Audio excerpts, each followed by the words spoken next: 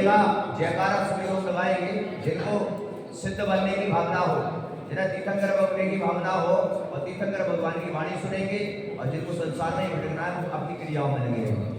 वरे अनंतानंद सिद्ध परमेश्वर भगवान की 1000 श्री आदिनाथ भगवान की 1008 श्री पार्श्वनाथ भगवान की 1008 श्री महावीर भगवान की आचार्य भगवान श्री विराट सागर जी महाराज की आचार्य भगवान श्री विष्णु सागर जी महाराज की आचार्य श्री विभक्त सागर जी महाराज की इन काम 9 करोड़ मुनि महाराजों की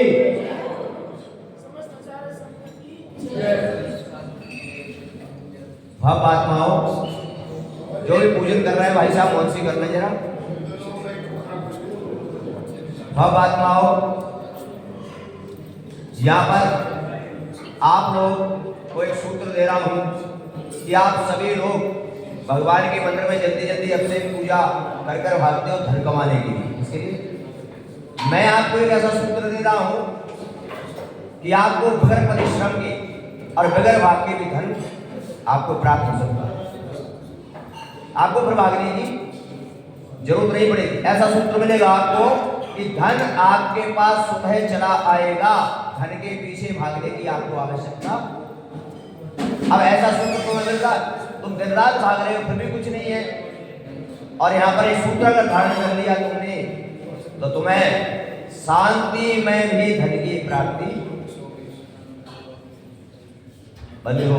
यहाँ पर कुछ आप सभी लोग पूजन करते हो, मैं देख रहा हूं दिल्ली में आकर एक कैलाश नगर का नाम बहुत दिनों से सुन रहा था, इसलिए इसमें सभी भव्यात्माएं सभी ज्ञानी आत्माएं यहाँ पर विराजित हैं। और जब यहाँ पर सिर्फ इतना बता रहा हूं मैं कि पूजा करते हो आप सभी लोग, और ये हमारे जितने पुजारी गण हैं ये पूजा भले ही करते रहे लेकिन कान से मेरी बात को भी सुनते रहे। यहाँ पर 4 लाइनें पूजा में आती है माताओं, पढ़ती हो तो। धर्म करत संसार सुख, धर्म करत निर्माण, अधर्म पंथ साधे विना नर प्रियंचे।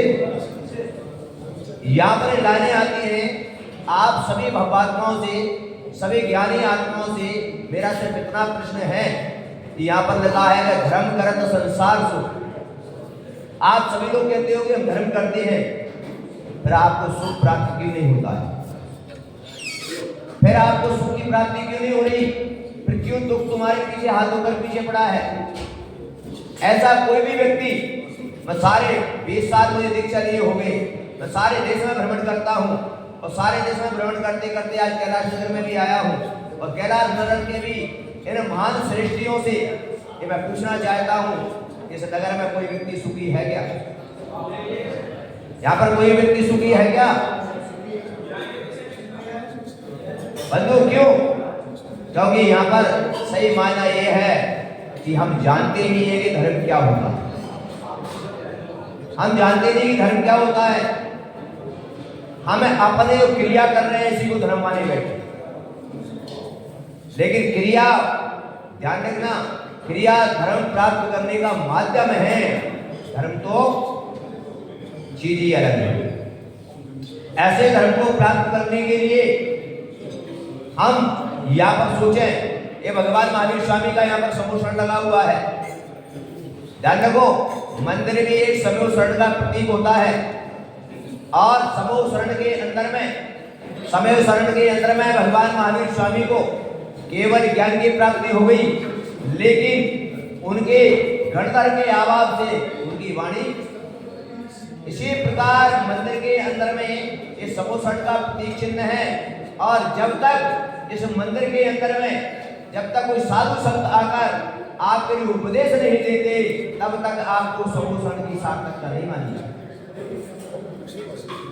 कोई समोसण की सार्थकता नहीं है जब तक मंदिर में कोई संत आकर आपको उपदेश ना दे, जब तक आपको भगवान महावीर स्वामी की वाणी को झेलने वाला गणधर नहीं था, तब तक भगवान की वाणी का लाभ आपको प्राप्त नहीं हुआ।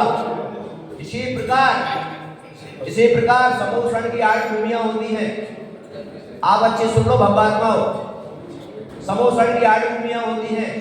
माताओं तुम भी सुन लो, कभी समूषण विधान किया हो और नहीं किया हो तो कैलाश नगर वाले कन्या समूषण विधान, और उसमें समझ लेगा समूषण की महिमा क्या होती है। कैलाश नगर वाले जितने भी श्रेष्ठी एक समूषण विधान करें और उस समूषण विधान में समझेगा समूषण की महिमा क्या होती है और सम्यक दर्शन की प्राप्ति कहां पर होती है। ये सारी चीजें हमको समझने मिल जाती। यहाँ पर भगवान के समूषण में पहली भूमि से लेकर 7वीं भूमि जहाँ होती है, वहां पर आपका समूषण का वर्णन, जिस प्रकार का आपका ये मंदिर बना हुआ है, जिस प्रकार के प्रतिबिंब यहाँ पर विराजमान है, उस प्रकार के मंदिर पहले भूमि से लेकर 7वीं भूमि तक इसी प्रकार के रत्नमयी मंदिर बने होते हैं। वहाँ पर अनेक प्रकार की नाट्यशालाएं बनी होती हैं, अनेक प्रकार की लता भूमि मंडप भूमि बनी होती है। वहाँ पर उनमें भी इसी प्रकार के प्रतिबिंब हुआ करते हैं। वहाँ पर भी ध्यान रखो, वहाँ पर 7वीं भूमि के पास एक स्तूप बने होते हैं। स्तूप, उन स्तूप के अंदर जाके अष्टम भूमि होती है। ध्यान रखो, उस समूषण में भव्य भी जाती है और अभव्य भी जाती है। लेकिन अंतर कितना है? अंतर इतना है कि 7वीं भूमि जहाँ स्तूप बने हैं उससे पहले तक वो व्यक्ति जाता है, पूजा भी करता है, पाठ भी करता है, वहां पर सारे कार्य करता है, लेकिन अष्टम भूमि में प्रवेश नहीं कर पाता। कौन सा जीव? अभव्य जीव अष्टम भूमि में प्रवेश नहीं कर पाता है। अष्टम भूमि में वही आता है जो भव्य जीव भगवान की दर्शन कौन सुन पाता है? जो भव्य जीव होता है। अब आप विचार करें, आप चिंतन करें कि आपके लिए यहाँ पर ये समूषण, आपके लिए ये भगवान महावीर स्वामी का समूषण आपको लिए ये दर्शा रहा है कि इसके अंदर में आकर जो क्रियाएं हमने समूषण में जाकर भी वापस आ गए, अष्टम भूमि में भगवान की देशना नहीं सुन पाए। वही क्रिया उस समय कर रहे थे और वही क्रिया, बोलो, वही क्रिया आज भी कर रहे हैं। लेकिन अष्टम भूमि में प्रवेश करने के बाद जहाँ भगवान की दिव्य देशना चल रही थी, वहां पर भव्य जी पहुंचते हैं और भगवान की दिव्य देशना को सुनकर सम्यक दर्शन की, भगवान के पाद में सम्यक दर्शन की प्राप्ति कहां पर होती है? भगवान के पाद में। इसी प्रकार इस पंचम काल के अंदर में हे बाबाओ, आचार्य कुंद स्वामी जो महानाचार्य हुए, पंचम काल के श्रावकों को उन्होंने बता दिया, पंचम काल के श्रावकों को बता दिया। किसने बताया? कौन से आचार्य महाराज होता है? बोलो जरा। कुंद स्वामी महाराज जिन्होंने महानाचार्य हैं, उन्होंने बता दिया आपको कुंद स्वामी जी ने कि पंचम काल के अंदर में क्या महिमा है। तो बता दिया उन्होंने 3 प्रकार की प्रतिमाएं होती हैं। कितने प्रकार की? कौन सी बताओ?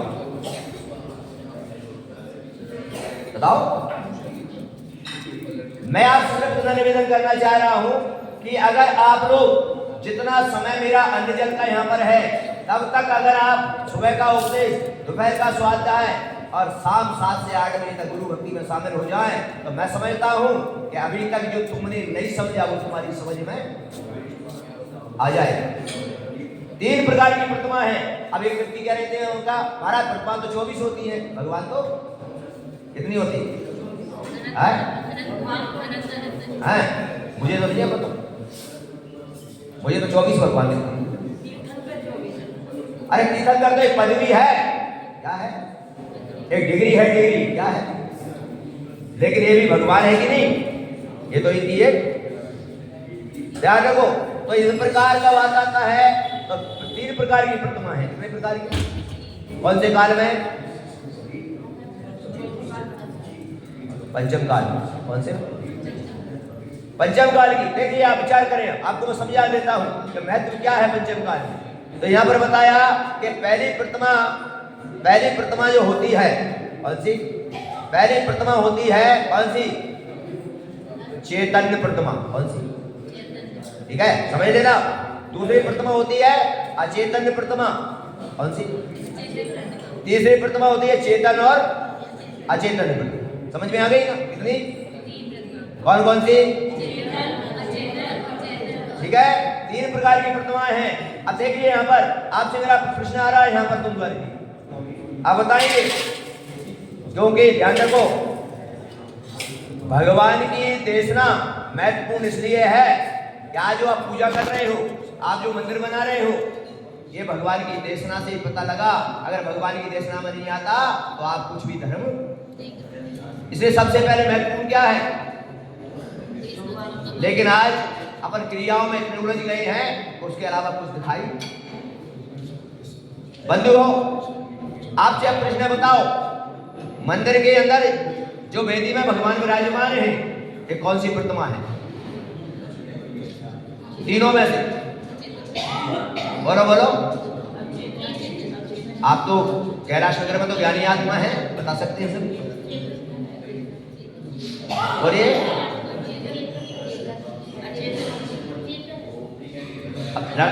समझौता कर लो पहले। हाँ, कौन सी प्रतिमा है? सब बोलो एक साथ। हाँ बोलो, तुम बोलो। नहीं, कुछ और बोलो। यहाँ पर ये प्रतिमा तुमको दिखाई दे रही है बंधुओं, ये प्रतिमा एक पाषाण की प्रतिमा है। और ये पाषाण की प्रतिमा को पंचकल्याण करके, क्या करके? पंचकल्याण करके हमने इसको स्वीकार कर लिया कि जैसे भगवान थे वैसे भगवान है। लेकिन बंधुओं, ये माता जी कह रही है कि चैतन्य प्रतिमा है। अगर चैतन्य प्रतिमा है तो बोलती क्यों नहीं? नहीं, मैं पूछ रहा हूँ। अच्छा, तुम बात करती। चैतन्य का मतलब क्या होता है? जिसके अंदर जीव होता है उसको। तो इनके अंदर जीव है क्या? मैं पूछ रहा हूँ, जीव है क्या इनके अंदर? अरे भगवात्माओ, ये जो प्रतिमा है, जैसे भगवान थे वैसी हमने इनकी स्थापना की है। क्या किया? स्थापना की है। इसलिए ये चैतन्य प्रतिमा नहीं है ये, क्योंकि इनका जीव कहां पर है? और सिद्धालय में जाने वाला जीव यहाँ पर वापस आता है क्या? बोलो। तो फिर कहां से क्या? इसलिए देखिए, अब तीन प्रतिमाओं का वर्णन, ये जो सिद्ध बन चुके हैं वो हमारे बीच में अब आने वाले। समझ लो अच्छी। यानी हम उनको किसके रूप में पूज रहे हैं? हम उनको किसके रूप में पूज रहे हैं? पहली प्रतिमा, हाँ, उनको अपन जैसे भगवान थे वैसे ही इनमें अपन ने उनकी स्थापना की है, और वैसे ही भगवान थे वैसे ही इनको मानकर हम उनकी पूजा कर रहे हैं। तो अब चैतन्य प्रतिमा कौन सी? चैतन्य प्रतिमा होती है समोषण में। किसमें? साक्षात जब भगवान का समोषण लगता है केवल ज्ञान की, तब वो कौन सी प्रतिमा हुई? क्योंकि चेतन क्यों है? क्योंकि वो केवल ज्ञानी भगवान हैं और उनके अंदर जीव भी है। इसलिए कौन से हो गए वो? चैतन्य प्रतिमा। तो दो चीजों का तो अभाव हो चुका अपने लिए। कौन सा? क्यों? क्योंकि सिद्ध से आने वाला जीव वापस है, और पंचम काल में समोषण। बोलो। तो दो चीजों का तो क्या हो गया? प्रत्यक्ष हमको नहीं है, उनको तो हम किस रूप में पूज रहे हैं? समोषण मंदिर बना दिया, उनके अंदर भगवान। लेकिन यहाँ पर चेतन प्रतिमा। तीसरी कौन सी? चेतन और। तो पंचम काल में आचार्य कुंद भगवान ने कहा क्या? चेतन और अचेतन प्रतिमा तुमको साक्षात मिलती है। जो मुनिराज हुआ करते हैं, जो गुरु हुआ करते हैं, वो चेतन और अचेतन प्रतिमा है। क्योंकि इनका देख रहे हो ना महाराज बेटे ना, इनका शरीर कैसा है? बोलो। और पीछे का मंडल, पीछे का मंडल, तो कौन सी प्रतिमा हो गई ये? चेतन और। क्योंकि बिगर पीछे का मंडल के बिगर भी इनको आप महाराज बोलो बोली गए।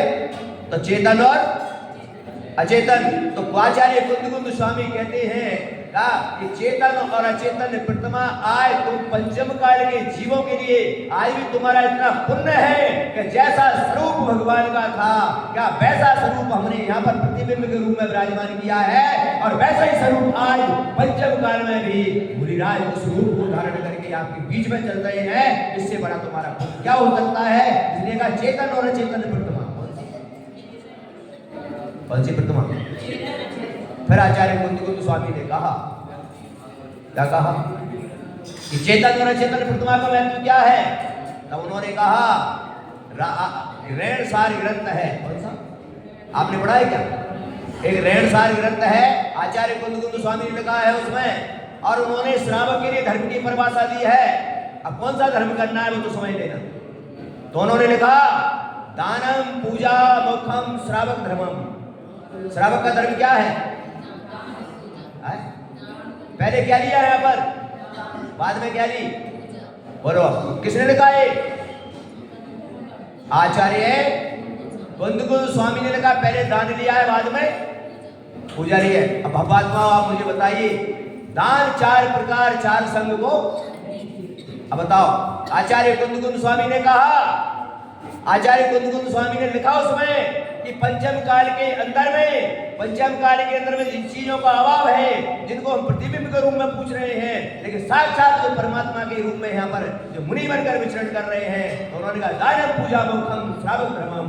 क्या उन्होंने कहा? क्या भगवान के मंत्र में एक कलश अगर आप जल ढालते हो, एक कलश से आप अभिषेक करते हो, आप अष्टम से भगवान की पूजन करते हो। आचार्य कुंद स्वामी ने कहा कि इन पर जल ढालकर अगर तुमने साधु को एक अंजलि जल नहीं दिया तो भगवान कहते हैं तुम्हारा अभिषेक मुझे स्वीकार नहीं। अगर आपने अष्टम से भगवान की पूजा की, साधु को तुमने आहार दान नहीं दिया तो भगवान कहते हैं तुम्हारी पूजा मुझे स्वीकार नहीं। क्या? क्यों? क्योंकि उन्होंने कहा मैं तो परमात्मा बन के सिद्धार्थ में पहुंच चुका, जो परमात्मा बनने की प्रक्रिया में लगे हैं, जो तुम्हारा आहार ग्रहण कर सकते हैं, तुम्हारी भक्ति को ग्रहण कर सकते हैं, उनकी तो तुम भक्ति नहीं कर रहे हो। और मैं जब परमात्मा बन चुका और मेरी भक्ति में लगे हो, तो भगवान ने कहा मेरे ऊपर एक कलश डालते हो तो एक अंजलि साधु को भी जल दे देना। अष्टम से पूजन करते हो तो एक गिलास साधु को भी हार दे देना। क्या तुम्हारे लिए सम्यक दर्शन की प्राप्ति इसकी हो जाएगी? कब होगी सम्यक दर्शन की प्राप्ति? क्यों? क्योंकि सम्यक दर्शन के लिए यहाँ पर आचार्य ने प्रकरण लिखा, देव शास्त्र गुरु 3 रत्न करता है। क्या लिखा है पूजा? जब तक तीनों रत्नों की प्राप्ति ना हो जाए, जब तक सम्यक दर्शन की क्या नहीं होती। तो आपको लिए यहाँ पर बस इतना ही बोलूंगा। महाराज जी 10 मिनट आपको उपदेश देंगे, मैं यहीं पर पूरा कर रहा हूँ और आपसे निवेदन कर रहा हूँ कि सम्यक दर्शन की अगर प्राप्ति करना है,